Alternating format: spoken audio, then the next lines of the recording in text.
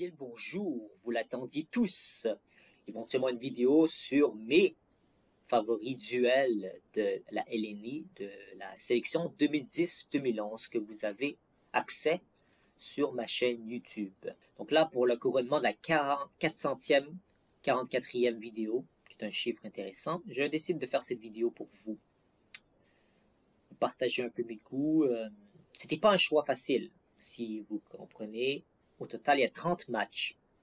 15 par saison, 15 en 2010, 15 en 2011. Et au total, ça fait 30. Donc, je dois en sélectionner 10. Donc, je dois faire le tri de 2 tiers, je dois éliminer pour vous. Donc, sans plus attendre, allons voir quel match j'ai mis en 10e position. Je trouvais qu'il y avait un haut niveau de jeu dans ce match-là. Les improvisations étaient riches. Mais je trouve aussi qu'il y avait une certaine générosité chez les joueurs, une certaine camaraderie malgré la compétition. Je ne sais pas ce que tu en penses. Oui, on n'a absolument pas senti la compétition. Et c'est de cette façon qu'il faut que ça se fasse, justement. C'est de cette façon-là qu'on a avancé. S'il y a eu quelques pénalités, c'était des choses techniques, dans le fond. Mais on était toujours dans l'écriture. Et ce que j'ai aimé, et ça a été comme ça, je veux dire, c'était en progression, mais c'était cette recherche de personnages, là aussi. Évidemment, à la fin, je veux dire, bon, oui, ça prenait un gagnant, mais cette gagnante-là, Caron, on a vu, j'ai donné ses statistiques en début de match, et on a vu comme elle avait du métier. Alors, en 30 secondes, tout ce qu'elle a fait, finalement, quelle que soit son histoire, elle a tout simplement haussé la qualité de son énergie. Elle nous a amené quelque part ailleurs, mais elle était fougueuse à la fin, et je pense que c'est comme ça qu'elle a décroché le point. Eh bien, comme on a pu voir, avec les explications d'Yvan Ponton, il partage un peu mon avis face à ce match. Et quand j'ai fait la liste des top 10, ça m'a aidé en fait pour analyser un peu les matchs, ce que Yvan Ponton pensait du match en soi. C'est un match dont c'était plus une rencontre plutôt que de la compétition, comme vous avez entendu tantôt. C'est parce qu'ils se connaissaient pas vraiment les deux joueurs, Sophie Caron puis Réal Bellan. C'est Réal Bellan qui est spécialiste du punch, Caron qui sait aussi le faire, puis qu'elle était justement celle-ci, celle qui va remporter le tournoi individuel durant cette année 2010. Le problème étant que il n'y avait pas vraiment de sentiment de compétition clair. Je vais ajouter des petites notes en étoile par-dessus, par après pour vous. C'est un match qui est un des matchs les plus hilarants que j'ai vu, c'est sûr, pour vous, potentiellement aussi. C'est un match dans lequel il y a exactement ce qu'il faut pour passer un agréable moment. Mais c'est pas le genre de match que vous allez montrer à des jeunes joueurs d'improvisation ou si vous êtes un professeur de dramatique ou de théâtre. C'est pas ce genre de match que vous allez montrer aux élèves pour comment faire de l'improvisation. Parce que il manquait un peu de compétition. La complicité était certes à un certain moment-là, mais c'était beaucoup de moments d'attente, de savoir qu'est-ce que l'autre personne va faire.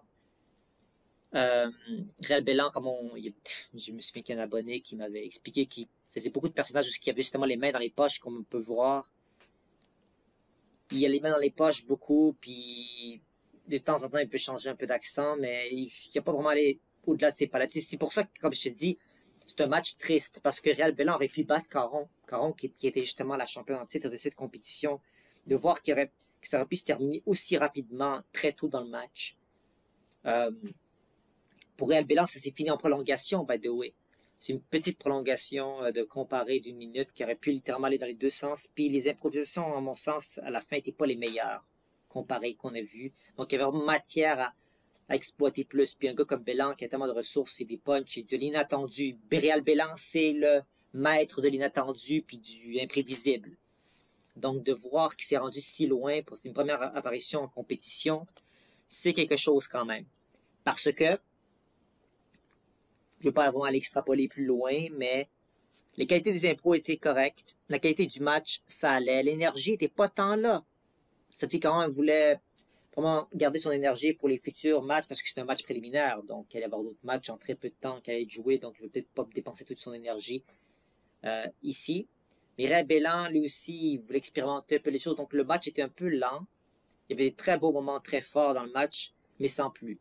Donc, il est quand même en 10e place, ce qui est un exploit pour 30 matchs au total. Donc, j'espère que ça a été très clair à ce niveau-là pour le 10e place. Et peut-être que vous avez d'autres avis à me donner face à cela.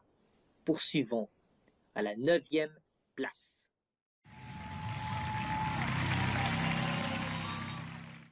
Bellavance aurait pu causer la surprise, a fait un très beau match et c'était sa première participation dans un tournoi du genre. Êtes-vous surpris de sa performance? Ben oui, je suis surpris de sa performance, mais surtout de l'état dans lequel il s'est présenté sur la patinoire. Ce que j'ai beaucoup aimé, c'est son abandon. Un abandon simple, avec il y avait quasiment une forme d'humilité dans ce qu'il a fait, mais il fallait évidemment le temps de s'apprivoiser. Alors ça, c'était comme pas évident.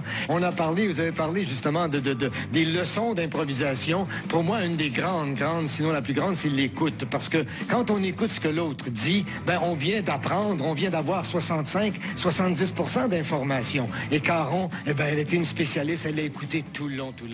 Merci. Et là, la 9e position. Et oui, un autre match de Caron. Là, vous allez me dire, ah, mais là, tu l'aimes pas, Caron? Non, c'est pas ça, quand même. Vous allez voir dans la liste que c'est pas le dernier match de Caron que je vais mettre. Et Caron, encore une première rencontre pour elle. Stéphane Bellavance, sa première apparition dans ce tournoi individuel. Mais ce que je veux vous parler intéressant, c'est que c'est complètement l'inverse du match entre Bellan et Caron au niveau de l'énergie, en fait. On est complètement ailleurs. Ici, il y a de l'énergie qui s'est développée chez les deux joueurs. Mais malgré tout, le problème avec Caron, c'est que elle donne des matchs de qualité à ses adversaires. Elle écoute beaucoup les propositions, mais on dirait que c'est toujours l'autre joueur qui a perdu qu'on parle plus. Quand c'était Bellan, on parlait de Bellan, sa première apparition. Là, on parle de Bellavance plus, comme vous avez pu voir avec Yvan Ponton. On parlait plus de ça, en fait. C'est très dommage. Caron est un petit peu dans l'ombre, malgré qu'elle était la victorieuse, en fait, dans tout ça, dans ce qu'elle jouait. Et je pense que c'est un petit peu quelque chose qui revient souvent dans son jeu. On dirait qu'elle n'ose pas assez. Quand elle a tellement plus de talent, Caron, elle a tellement plus de potentiel, on dirait qu'elle ne peut pas trop intimider son adversaire. Donc, elle ne veut pas trop en donner, puis elle veut vraiment jouer un bon match de qualité. Fait que c'est un peu nébuleux, en fait, son esprit de compétition, parce que des fois, tu as l'impression qu'elle joue pour la compétition, mais des fois, en même temps, il y a beaucoup d'humilité, on l'a dit, avec Yvan Ponton et Stéphane Bellavance, comme ça, quand tu es face à quelqu'un qui a autant d'humilité que toi, ben là, on se retrouve un peu encore en prolongation. Et Stéphane Bellavance a perdu cette prolongation. Puis comme on l'a vu, il aurait pu gagner. À chaque fois, on dit, avec Bellan, il aurait pu gagner. Avec Bellavance, il aurait pu gagner le match. Donc, c'est un petit peu pas supposé être le cas pour une grande joueuse comme Sophie Caron, qui a énormément d'expérience, sinon la plus joueuse avec le plus d'expérience. Elle a 8 coupes charades, elle a gagné justement un tournoi individuel l'année dernière. Là, on est en 2011 dans ce match. Donc, il y a beaucoup d'attentes à ce match. Et le fait qu'elle nous en donne pas trop, et en plus qu'elle se fait mettre dans l'ombre par son adversaire qui perd contre elle, en dit long un peu sur le match. Donc, voici le petit problème du pourquoi le match se retrouve en 9e position, mais tout autant très agréable à regarder. C'est très mignon, en fait, de voir Bellavance succéder, puis être très à l'aise à la patinoire et de voir Caron bien répondre à tout ça. Donc, voici cela. Et on va à la 8e position. Numéro 11, Caron pour cabotinage. Attention, vous avez plus de talent que ça, que faire des farces. Si vous voulez jouer le jeu, ne perdez pas de temps. Vous êtes cute, vous êtes beau, vous avez beaucoup de talent, mais jouez le jeu, jouez la situation, s'il vous plaît. Vu qu'on parle de la pénalité que vous avez donnée pour cabotinage aux joueurs, j'aime beaucoup quand vous poussez les joueurs à aller plus loin, mais j'ai l'impression que vous n'y êtes pas allé avec le dos de la cuillère. Non, mais il fallait absolument les pousser à ce moment-là, parce que, ben, écoutez, ce sont des grands joueurs, et moi, je peine à chaque fois qu'il y a ne serait-ce qu'une seconde perdue, parce qu'il y a un retard d'écriture. Quand on cabotine, on n'est pas en train d'écrire, ce sont des grands auteurs, il faut qu'ils aillent beaucoup plus loin. À mon sens, le match aurait pu nous livrer d'autres choses. On a eu une très belle fin de match, mais j'ai comme l'impression qu'on a perdu du temps au début. Ok. Vous allez dire que j'ai une vengeance personnelle envers Sophie Caron. Ce n'est pas vrai. Et vous allez comprendre par la suite. Vous pouvez pas être en désaccord un peu avec ce que l'arbitre a dit. Puis je partage ses pensées. Parce que le match aurait pu aller bien plus loin. On dirait qu'ils ont pris pour acquis leur talent. Puis ils n'ont pas joué le match qu'ils auraient au niveau ou à leur niveau. Genre, ils ont joué un match correct. Et ils ont peut-être un peu accéléré la cadence qu'on voit avec le stress un peu de la fin de match. Ah oui, c'est vrai, c'est une compétition. Il faut que quelqu'un gagne ce match. Et là, tu avais Sophie Caron qui avait battu le champion en titre, Simon Boudreau, si je ne m'abuse, il avait gagné en 2008, Simon Boudreau. Donc, c'était un gros match. J'avais beaucoup d'attentes. Et Je comprends, c'est un match de quart de finale aussi, donc encore une fois, il y a 2 autres matchs potentiels, demi-finale et finale, s'ils se rendent jusqu'à là. Et ils se sont déjà rendus jusqu'à là, les deux. Donc on sait la pression que ça peut donner, ils veulent garder leur énergie, je comprends tout à fait cela. Mais la raison pourquoi je l'ai mis en 8e place, c'est parce que c'est un match où il y avait trop de niaisage, où il y avait trop de cabotinage, il faisait trop des petites blagues qu'on pourrait faire, comme Bélan pourrait faire, par exemple, ou des gens qui ont moins d'expérience, ou comme Emmanuel Bilodeau pourraient faire dans leur première apparition, ce qui ferait du sens, et ce ne serait pas un problème. Ce serait même apprécié qu'ils essayent des différentes façons de gagner avec leur public. Mais pour des talents, comme des auteurs comme eux, qui ont une expérience phénoménale dans le jeu, qui sont parmi les meilleurs au monde, d'aller vraiment avec le fruit le plus bas possible. The lowest hanging fruit, c'est pas bon. Et encore une fois, on devrait, par logique, montrer ce match aux gens qui font de l'improvisation. Le problème étant que c'était pas au niveau. Il y a des matchs où on ne s'attendait pas à ce qu'ils soient aussi bons puis qui étaient meilleurs que ce match-là, pour être honnête. C'est quand même 8e position sur 30, c'est pas rien, mais l'esprit de compétition était un peu pas clair, en fait, tout ce qui aurait pu être. Donc, on le voit sévir un peu. On le voit sévir, l'arbitre, mais c'est parce que, tu sais, il est un peu tanné. Il s'est dit arrêter, là, et puis il les a un peu réveillés à la fin. On le voit. La qualité des impros, elle a augmenté beaucoup plus en cadence à la fin. La qualité du match en soi, l'énergie n'était pas tant là, comme j'ai mis, je vais montrer les petites étoiles que j'ai mis sur le côté, mais voilà, on s'entendait à plus. Et un peu décevant, mais malgré tout, un match de très haute qualité parce que c'est des professionnels malgré tout. Ils sont quand même capables de nous amener à certains endroits très intéressants, mais sans plus. Ça prend la 8e place pour cette raison-là. Désolé Sophie Caron, désolé Simon Boudreau. Mais c'est ce qui est ça. Et on va à la 7e position. Les points faibles de votre adversaire. Pas besoin de les points sont flagrants. J'aime bien. Et quels sont-ils? Mais non, c'est pas vrai, non. Ce n'est que des points faibles et c'est ma plus grande force. Oui, bravo. Bravo. Bien joué. C'était un peu sévère avec Antoine Vézina. C'est un joueur impressionnant, ce joueur que je trouve d'une grande intelligence. C'était pas un peu sévère la punition? Non, il faut être sévère avec les bons joueurs. Moi, je n'en reviens pas. Première expérience. Et ce garçon-là, il a son rythme, lui, une personnalité incroyable. Il ose, il ose. Mais c'est certain, quand on se compromet comme ça, à un moment donné, oui, on peut peut-être se faire taper sur les doigts parce qu'il a une absurde incroyable. Il s'y perd par moment, mais si peu. Alors, je dis non, c'est un grand joueur. Il ne faut pas oublier Favron qui a été généreuse avec lui. Il joue très bien avec ce... Il y a une belle complicité entre ces deux-là. Ouais, une grande complicité entre les deux. Et Favron, c'est ça, on dit, elle parle beaucoup, elle n'arrête pas de parler, mais c'est une joueuse généreuse. Alors, c'était un excellent match. Ben oui, je suis d'accord. Oh là là, ce match-là, hey, par où commencer? Déjà, c'est l'adversaire parfait pour Favron. Il ne peut pas avoir mieux qu'Antoine Vézina pour un match préliminaire. Et je sais pas c'est quoi cette tendance, mais avec les matchs qu'on a vus précédemment, et ce match-là fait la même critique, c'est que le vainqueur, ou dans ce cas-ci, la personne qui est la victorieuse, elle n'a pas autant de crédit que la personne qui l'a joué contre, qui perd. On parle souvent du juste sa première participation à belle avance dans ce jeu-là. Et c'est incroyable de voir qu'il a été capable de trouver déjà comment contrer les attaques de Anaïs Favron, qui elle aime ça jouer dans la tête des gens. Elle aime ça jouer dans l'esprit avant ou pendant le match. Et lui, il a pu trouver, il est comme un miroir, il a pu deflect, il a pu rejeter toutes les attaques qu'il a reçues. Sauf que c'était un sprint final de 100 mètres, il restait encore un petit 10 mètres, puis à la fin, c'est Favron qui l'a remporté par une très grande risque qu'elle a pris en prenant un personnage un peu différent qu'elle avait l'habitude de prendre. Elle qui a l'habitude de jouer des personnages un peu plus lettrés, plus intelligents, plus manipulatrices. Elle a joué un peu plus une rebelle dans la dernière impro, qui était une prolongation, encore une fois, comme on l'a dit. Ça aurait pu ultimement tourner contre elle, puis c'était l'adversaire parfait, ça aurait été une leçon parfaite d'humilité, telle une femme de La Fontaine, un homme comme Vézina qui peut donner un peu d'humilité à Favron, elle qui est un petit peu elle a la misère un peu à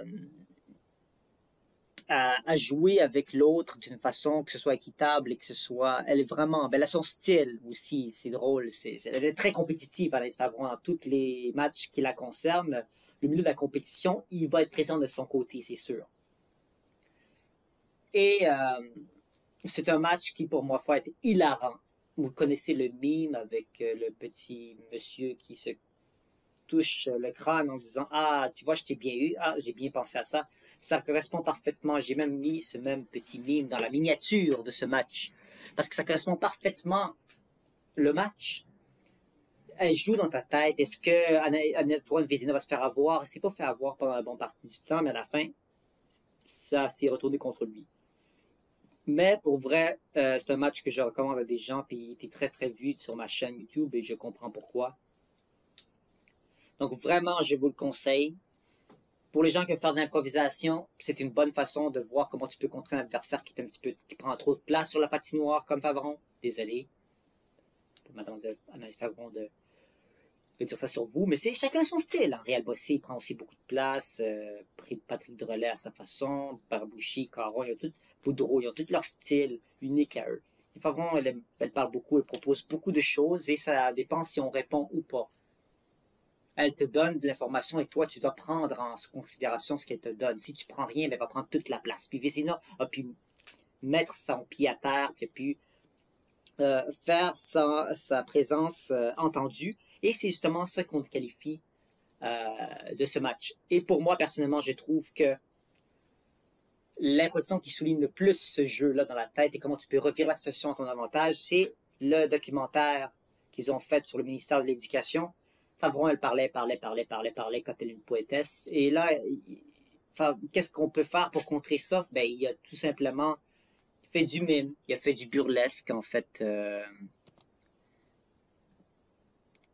Il a fait du burlesque, tout simplement, en mettant son pied dans un piège à ours et les mimiques faciales qu'il faisait ont gagné le vote du public. Et c'était hilarant, c'était absolument merveilleux à voir. Et des fois, c'est ça qu'il faut faire pour gagner une impro. Donc, cela étant dit, allons vers la 6e position.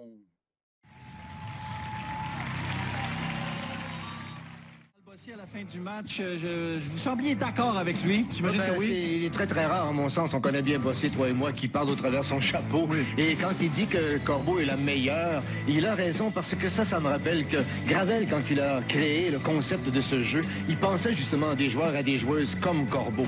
Maintenant, écoute, il y a ce match-là, ça n'a pas été juste quelques tranches, ça et là, c'était autrement dit le temps des thèmes. Ça a été un ensemble. Ils ont construit ça jusqu'à Shakespeare. Et je pense même qu'inconsciemment, ils voulaient à la fin mourir tous les deux. Ils voulaient clore tout ça. Ils ont raté le coche un tout petit peu. Mais je veux dire, pour moi, c'est vraiment quel exemple que ce match-là. Est-ce qu'on vient à Salomé Corbeau affrontant Réal Bossé? Je sais ce que vous dites. Comment il a pu oser mettre ce match aussi fantastique, phénoménal, qui a le plus de vues sur ma chaîne? Eh bien, comme a dit Yvan Ponton, il y avait beaucoup de complicité dans ces joueurs. Et des fois, trop de complicité peut être un problème. C'est le seul match dans lequel les deux personnes étaient actuellement en couple, à mon sens. Ils avaient même un enfant ensemble. À quel point ils se connaissaient intimement, physiquement, mentalement, comment ils pensaient. Et Corbeau, c'était plus elle qui était en compétition. Bossé, il semblait jouer un match dans lequel il était en forme, certainement, mais dans lequel il était à l'aise. Il n'était pas en train de stresser pour sa position qui puisse être prise par Corbeau. C'est un peu dommage, parce que Corbeau est une excellente joueuse, comme était décrite par Yvan Ponton. Une joueuse pleine de talent. Le problème étant que celle qui était plus dans cette compétition n'est pas vraiment Réal Bossé. Même si le match était quand même assez serré, on voyait bien que Réal Bossé avait le dessus sur certaines impros comme les chantés ou d'autres improvisations qui étaient plus techniques. Corbeau avait de la misère à mettre son pied. Il fallait qu'elle joue le match de sa vie. Qu'on voyait que c'était pas le match dans lequel Bossé était stressé. Il était plus stressé quand il jouait contre Boudreau en demi-finale, quand il avait pris une grande descente au niveau du score. Donc, le problème étant le suivant, c'est que ce match-là aurait pu être exceptionnel dans d'autres circonstances. Peut-être si ce match avait été dans un demi-finale, par exemple, parce que ce match avait littéralement la qualification d'une demi-finale. Vous comprenez? Le niveau de ces deux joueurs est exceptionnel. C'était une des seuls matchs avec celui qu'on a vu tantôt où il y avait une standing ovation dans le match. Et le public s'est levé tellement qu'il a apprécié le match. Donc vraiment, je félicite les deux joueurs d'avoir livré un match sublime. Mais ça, c'est le genre de match que oui, tu peux montrer à une groupe de classe. Et j'ai même eu des internautes qui m'ont dit que dans leur cours d'art dramatique, c'est un des matchs qu'on leur donnait à regarder. Donc moi, ça m'a fait chaud au cœur déjà de voir que les gens voient des contenus de ces vidéos dans leur cours d'art dramatique. J'aurais tellement voulu être à leur place. Mais aussi de voir qu'ils voient des bons exemples d'improvisation. Et que j'ai pu contribuer à augmenter le jeu par la mise des vidéos de certaines personnes. Et ça, c'est un bon match comme exemple de ça. Par contre, c'est pas un match que j'y regarderais de manière joviale, parce que je me sens mal pour Corbeau, qui aurait pu avancer aussi, mais qu'on sentait très bien qu'elle avait de la misère à avancer dans ce match. Et en plus, 2010, c'était en demi-finale, et on avait beaucoup d'exigences envers Corbeau, et s'est senti un peu trop de pression. Elle venait de donner vie à un bébé aussi. Elle était enceinte en 2010, et là, elle est plus enceinte en 2011. Donc vraiment, beaucoup de pression pour elle, et là, j'ai senti la pression monter un peu en elle. Et elle voulait tellement battre Robert Bossé, elle n'a jamais réussi à le faire. Donc peut-être un jour, ça arrivera si il se revoit en duel, et j'aimerais vraiment revoir ce match, si cela est pour arriver. Et pour cette raison, d'autres matchs m'ont plus surpris, il y avait plus l'aspect de compétition. Ils s'aimaient trop, ces deux-là. Ils s'aimaient vraiment, il y avait un respect mutuel entre les deux. Mais j'ai pas senti une compétition vraiment à deux volets. Donc, allons maintenant dans une pente nouvelle, dans le top 5. Plaisir, mais c'est aussi un coup de chance. Oui. On pourrait jouer 3 parties de suite avec la même personne, puis c'est pas toujours le même qui gagnerait. C'est pas... Mais on sent quand vous êtes deux. Si vous avez été séduit par les deux joueuses, je vous ai rarement vu aussi calme. Aucune pénalité. Qu'est-ce qui s'est passé? Non, il n'y avait eu aucune pénalité, justement. Je me suis senti peut-être pour la première fois de toute ma longue carrière, un peu comme certains de ces arbitres dans la Ligue nationale de hockey qui ont tendance à se mettre le gazou ou le sifflet dans leur poche. Alors, j'avais envie de le laisser dans ma poche. Il n'était pas question de donner des pénalités ce soir. D'ailleurs, il n'y avait lieu à rien. Et puis, j'étais franchement ébloui. J'étais ébloui. Pour moi, c'était deux grandes joueuses. Et dommage qu'il y ait quelqu'un qui doive perdre. Ce jeu-là est extrêmement cruel. Oui, c'est cruel. Etienne. Deux grandes joueuses, Yvan. Si vous aviez un conseil à donner à Edith Cochrane, qu'est-ce qu'elle devrait faire pour gagner le tournoi? D'abord la demi-finale, mais le tournoi. Oui, mais elle n'a absolument rien à changer. Et je pense que peut-être qu'elle doit se nourrir justement du fait qu'elle connaissait si bien Anaïs Favron. Je pense qu'elle doit se nourrir de cet état d'âme, tu comprends, où elle se sent en sécurité. Et je pense que si elle se sent en sécurité, Edith, elle peut aller effectivement très, très loin. Et là là, le 5e match. Donc, au top 5, là, on est, comme j'ai dit, dans une pente dangereuse. C'est-à-dire que c'est de plus en plus difficile à faire les choix. Vraiment, quand je dis que je suis rendu dans le top 6, c'était vraiment là où ça a vraiment se corsé pour la difficulté des matchs. Pourquoi ce match est en 5e position? C'est un match qui a tellement de compétition, c'est l'inverse, vraiment, c'est dans les deux côtés qu'il y avait de la compétition, surtout Favron. Mais justement, je vais en parler un peu. J'ai mis cet extrait expressément avant la délibération de l'explication de ce match. Et ce que Anaïs Favron a dit, ça m'a un peu déstabilisé. C'est comme si elle est en train d'écrire le jeu comme un coup de chance. Ce qu'elle n'a pas tout à fait faux. Mais en même temps, j'ai senti un froid dans le match. Oui, c'était vraiment un match typique comme on le voulait, en termes de compétition, en termes de match de qualité, comme on a dit. Yvan Ponton n'a pas sévi une seule fois. On peut dire, c'était serré, fait qu'il y avait une prise de risque, certainement, mais je sais pas, ce match-là, je ne regarderais pas continuellement. Je sais pas un match que je reverrai tout le temps. Contrairement à d'autres matchs qui me font bien plus plaisir à voir. Je sais pas comment décrire. Dans ce match-là, il semblait un peu froid. Des fois qu'il y avait tellement de compétition que il y avait un froid un peu qui se plaçait dans le match.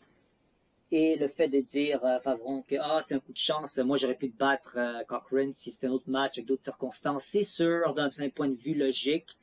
Mais après ça ruine un peu le match pour moi qu'elle ait dit ce commentaire. C'est comme si c'était un petit manque de respect du talent de Cochrane, ou peut-être qu'il se sentait perdre, mais qu'il ne voulait pas assumer la responsabilité au complet, qu'elle n'a pas trouvé les meilleures idées à ce moment-là, et tout.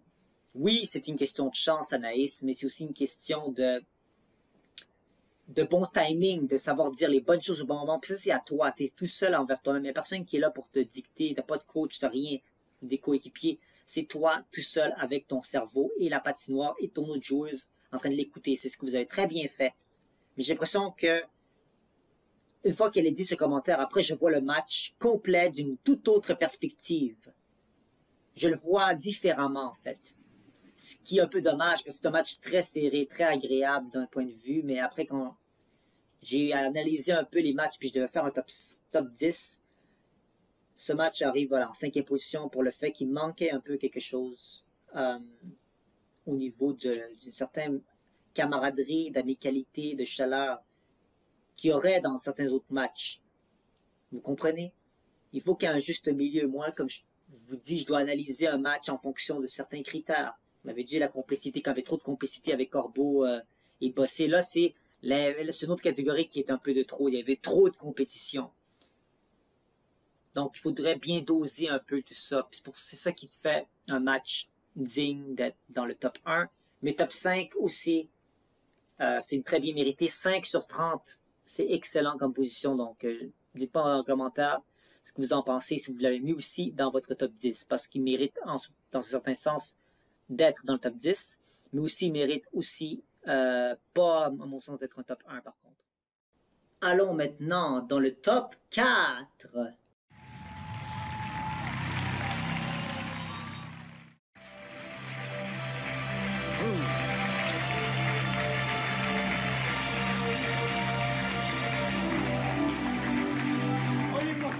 Vous jouez dangereux, mais vous jouez.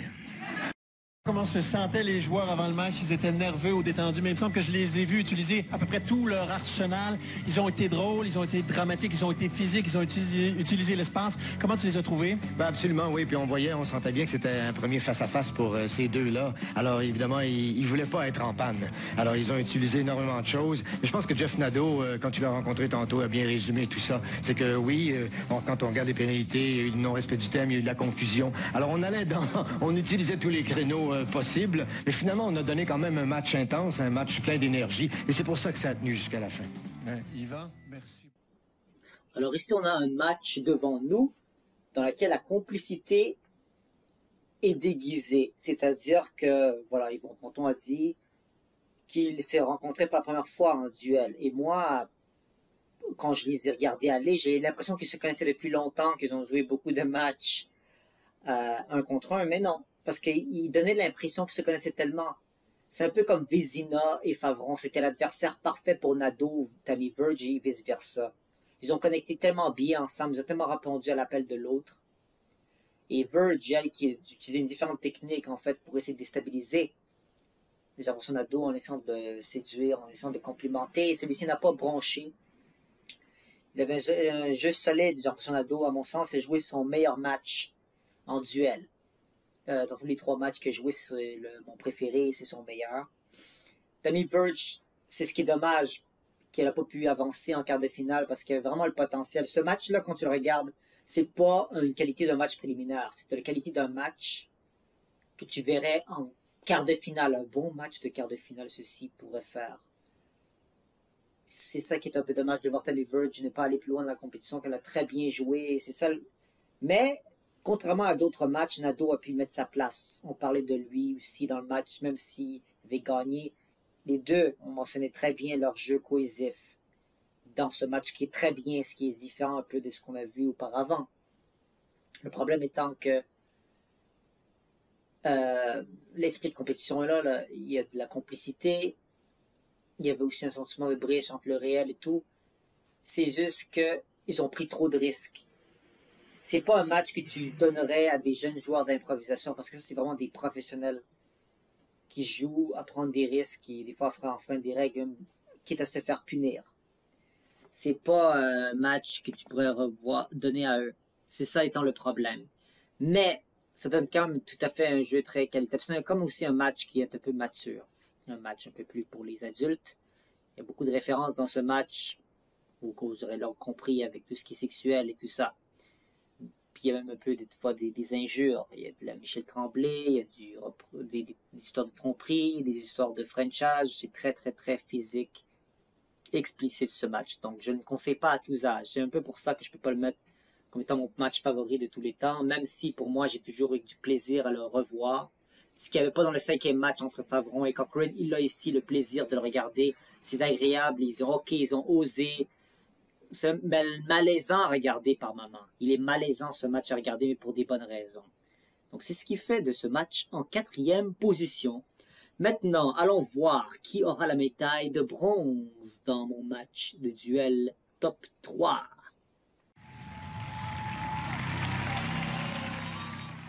Décrit comme un joueur de région et un joueur limité. Je sais pas ce que tu as à répondre à ça. Écoute, ça me dérange pas pantoute. Mon unidimension fait de moi ce que je suis. Et puis, écoute, je représente les régions et puis j'ai l'intention de finir ce match-là en pékin.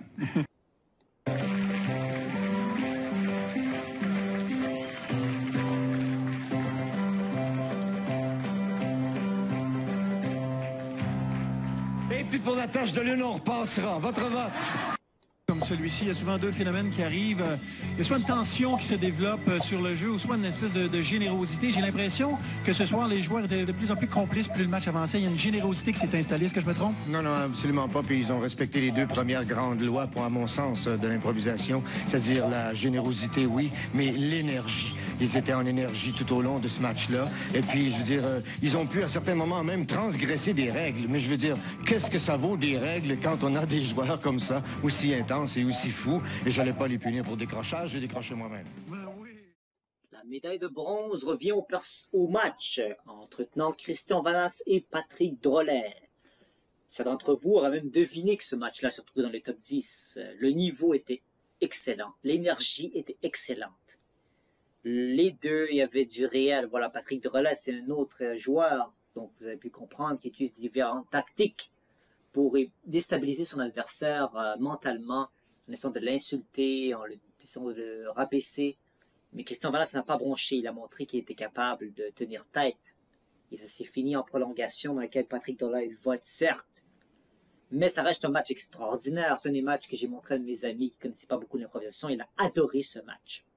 Il a ri tout le long. C'est un des matchs les plus hilarants. Sinon, le plus hilarant match de tout ce top 10, à mon sens. C'est le plus hilarant. Et en plus, c'est un match qui permet de développer un jeu en transgression des règles. On a encore une question de transgression de règles, comme celui de Tammy Verge et Jean-François Nadeau. La différence étant que l'arbitre a joué le jeu avec eux. Dans le précédent match, il était plus émerveillé par le jeu de Verge et de Nadeau. Ici, il était plus complice avec eux dans leur propre jeu. Il a réussi à contaminer l'arbitre et le faire rire dans ce match, qui est extrêmement rare. Ça donne des points bonus pour ça. Et, chers amis, moi, je pense que c'est un match qui mérite sa 3e place de bronze. Qu'est-ce qui est problématique dans ce match? Ben, évidemment,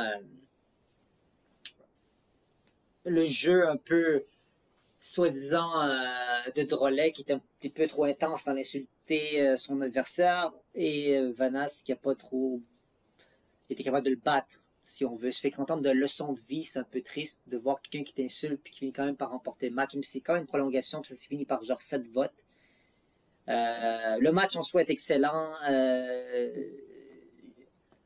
La qualité des impros aussi était tout aussi bonne. Chacun a pu reprendre l'avant et dans l'avance. J'ai juste pensé que ce qui manquait à ce match était une véritable confrontation qu'il y aura dans le 2e match, dans la 2e place que je vais mettre. Et la première place, c'est quelque chose d'amical.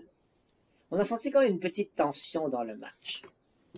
Ce qui est tout à fait normal. Mais voilà, j'ai pas trop à commenter sur ce match. Je me souviens pas mal de toutes les impros de ce match, tous excellentes. Mais voilà, le match qui remportera la 3e place. Maintenant, allons dans l'argent. Qui va remporter la 2e place de mes duels d'improvisation? À vous de voir. Tu es le seul homme dans notre carré d'as. Comment te sens-tu? Ben, à ma place. Oui. Ça t'effraie pas d'avoir affronté que des femmes? Non, non, c'est même plus facile. Oh, d'accord. Edith, je vais te céder la parole. Qu'est-ce qu'on répond à ça? Ça se dit pas à TV.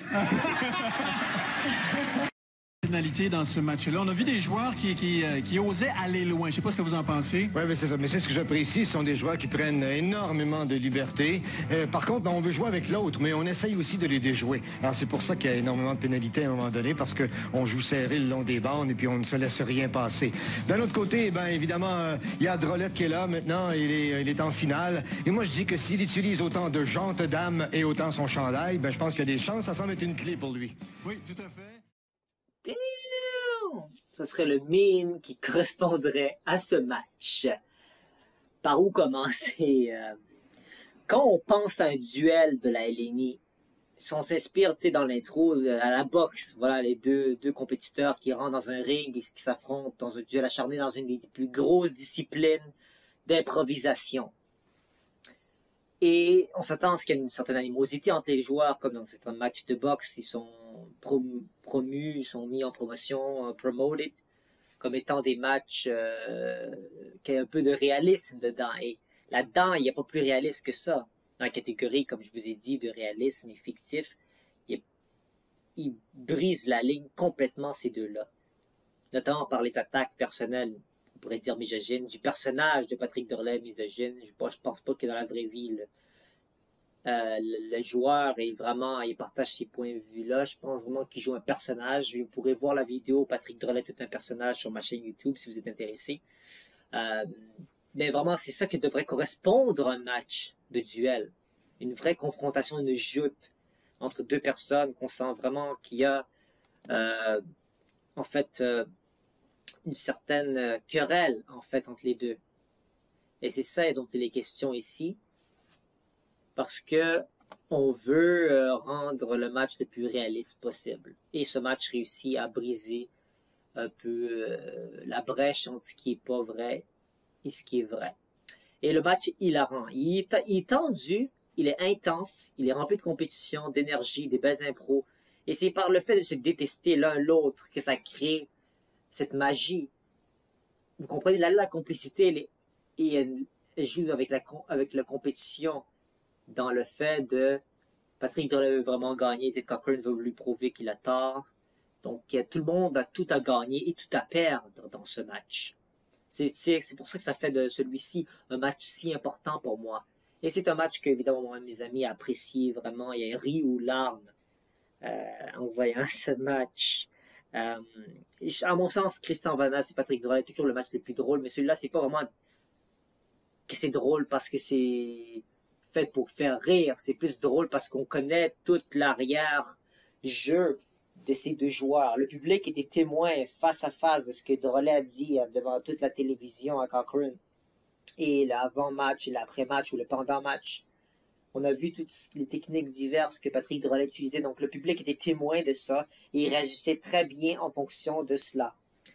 C'est ce qui faisait en fait de ce match un match historique qu'on ne reverra probablement pas. Surtout dans la période dans laquelle on vit aujourd'hui, 2024, s'il était pour avoir des duels de la LNI de nouveau, ce que j'espère un jour qu'on puisse avoir.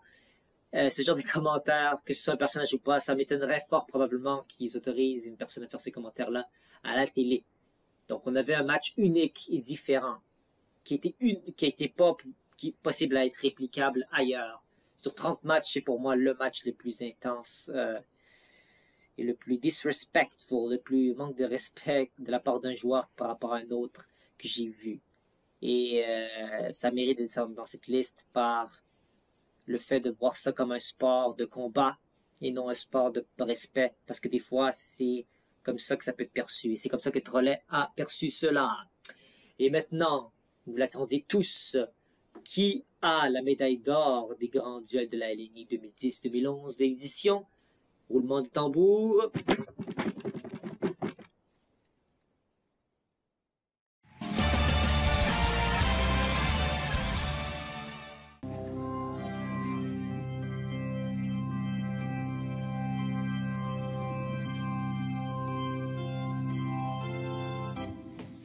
Point et match Barbouchi.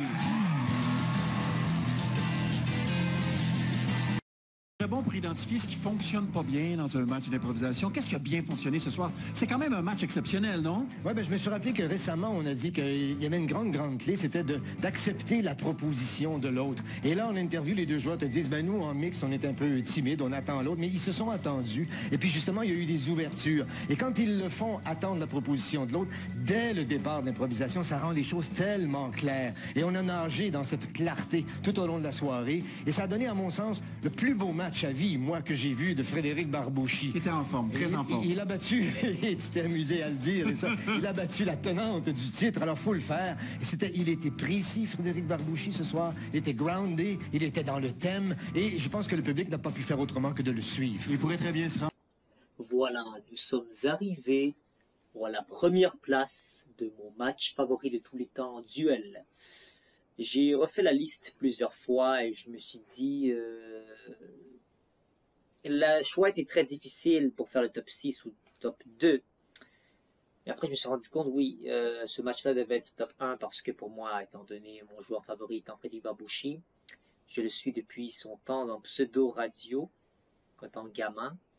J'écoutais la télé, je voyais son visage me présenter toutes mes émissions favorites à la télévision, donc j'ai un coup de cœur avec lui. Quand j'ai su qu'il faisait de l'improvisation, ça m'a encore plus accroché à ces disciplines sportives et artistiques qu'est le match d'improvisation et encore plus le duel d'improvisation.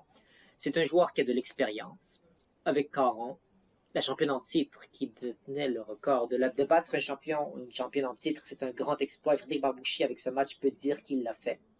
Et il a mis tous ses outils dans son coffre à outils dans ce match. Caron a très bien répondu à l'appel. Elle a, elle aussi, à mon sens, joué son plus beau match que j'ai vu. Elle en a quand même joué 6 matchs. Elle a joué son plus beau match de tous les duels que j'ai vu, à mon sens. C'est ça qui arrive. Quand deux joueurs sont en forme, ils donnent tout ce qu'ils ont. Ça donne un match serré, un match plein de compétition, un match plein de complicité, avec une candeur, avec une chaleur, avec une amitié, malgré la compétition, avec des très belles impros, avec une prise de risque et des punitions aussi, et avec une chaleur dans le match, qui n'a pas de sentiment trop de froid. C'est ce qui manquait dans les matchs précédents, qu'on a justement vu le match juste avant la deuxième place d'études Cochrane et Patrick Drolet. C'est un match certes avec beaucoup de compétition, un peu comme à la boxe, réaliste, mais c'est un match où ce qui manquait de chaleur et de candeur. Dans ce match, il y a cela. Et on sent aussi la compétition de boxe. C'est comme un film dans lequel ou une joueuse qui est depuis des petites ligues ou qui a toujours rêvé de battre le champion du monde ou la championne qui arrive à le faire maintenant. Et c'est incroyable. Et s'il n'y a pas d'animosité de misogynie, Caron, qui détient maintenant le titre, première femme à détenir le titre, et Barbouchi, qui lui a toujours voulu se rendre en demi-finale. Et c'est sa première fois en duel, je pense qu'il sera en finale. En demi-finale, excusez-moi. Et ça va être vraiment excellent qu'il sera en finale.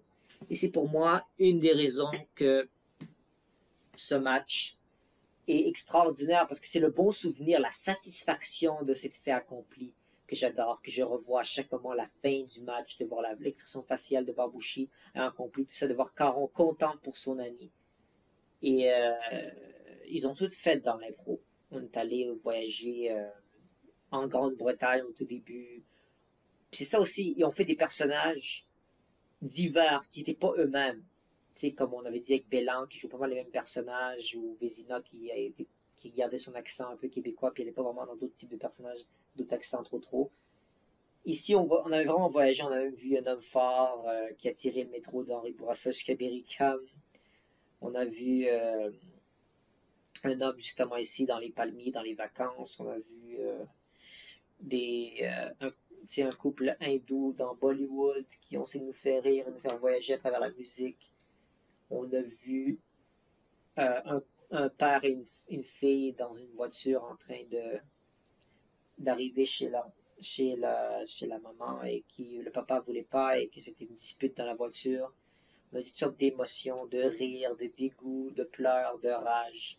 Ce match nous a fait vérifier et voyager à travers différents univers et donner une fin des plus satisfaisantes à mon sens.